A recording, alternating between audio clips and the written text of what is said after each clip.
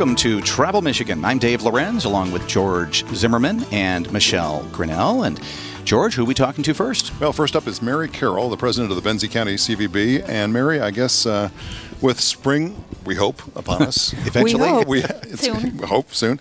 Talk about spring in your area and what visitors should expect if they visit you. Well, depending on the weather, that's a great thing. We had a record snowfall in Benzie County this year, and as we know, we're not done yet. But mushroom hunting is, people are going to be chomping at the bit to get into those woods and hunt for morel. So we're hoping by late April, early May, they'll be coming up and enjoying June, that July. part. Well, yes. late April, early May is what we're hoping for. Of course, we're getting ready for, golf season and all those great outdoor activities. So weather's warming up. That whole mushroom hunting thing is really big in that area, isn't it? It really is. I mean, when you drive on some of the roads, whether it's M115 or maybe a side country road, the cars are just lined, and people have their secret places. You have to know what you're doing, and we have lots of great tips for mushroom hunting on our website. So if you haven't done it before, you want to make sure you check those out. Now, is that done on public land, on private land with permission, I presume? Correct. Yes. All of the above. Obviously you can go out on state land or in through the National Lakeshore, and just make sure you take those proper tools with you if it's not an area you're familiar with. You have your compass and your hiking shoes and those kinds of things, because you are going to be out in the woods. And bait? Some kind of bait? No, you don't need bait. Walking sticks. Yeah.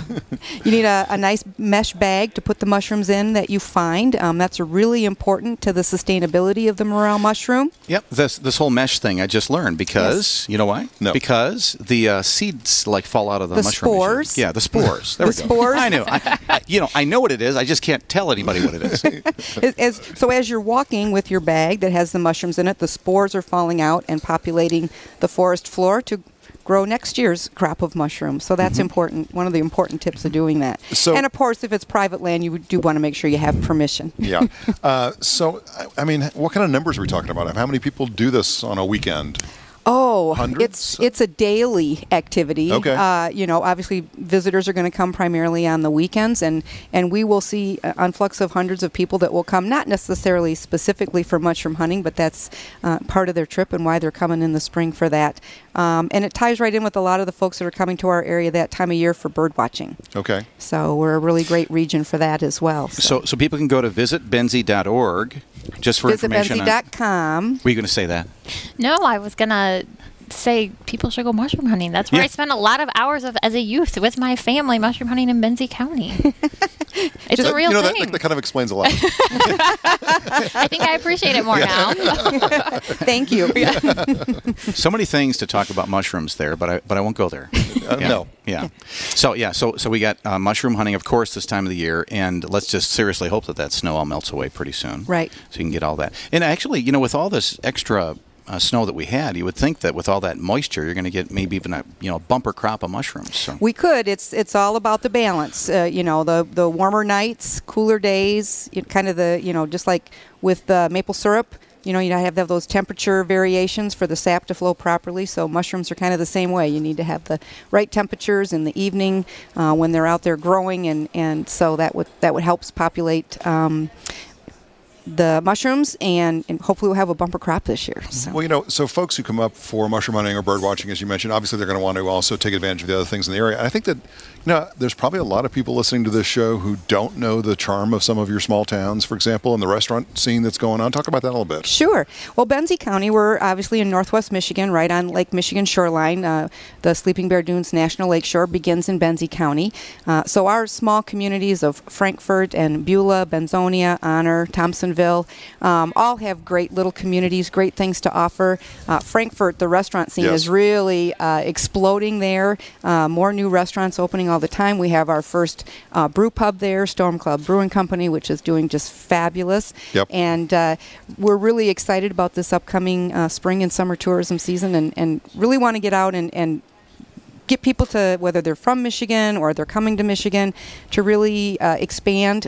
Maybe not go to the same favorite place every year and try something new this year. And I would recommend that for all my friends here in Michigan is get out and explore something new you haven't been to before. Of course, people know Benzie because of Crystal Mountain and, Right. and is a major attraction there. But Frankfort really is a great place, and as it warms up, it seems like people might start heading down toward the lake as well. That's right, and it is the largest community in Benzie County, so it is our only city.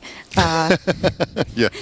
They push that by just being over the population of 2,000 people. So, but it's a great walkable community with lots of great restaurants and shops, and of course right there on Lake Michigan. So the big public beach is right there at the end of Main Street. Right, you've got the marina there as well. We have several marinas right there on Betsy Bay. Lots of great charter fishing opportunities come up. The steelhead are starting to run already, so fishing opportunities are going to abound. And the new licensing that the DNR has this year for fishing is wonderful. We're really supportive of that and think that's going to be great for our industry too. Mary, only a couple seconds, but how's the trails scene there? A lot of hiking and biking trails? We have the Betsy Valley Trail, which is about 25 miles. It kind of winds its way through the majority of the county. Some of it's paved, some of it's not, some of it's through the wilderness, some of it's more through some of the communities along Crystal Lake.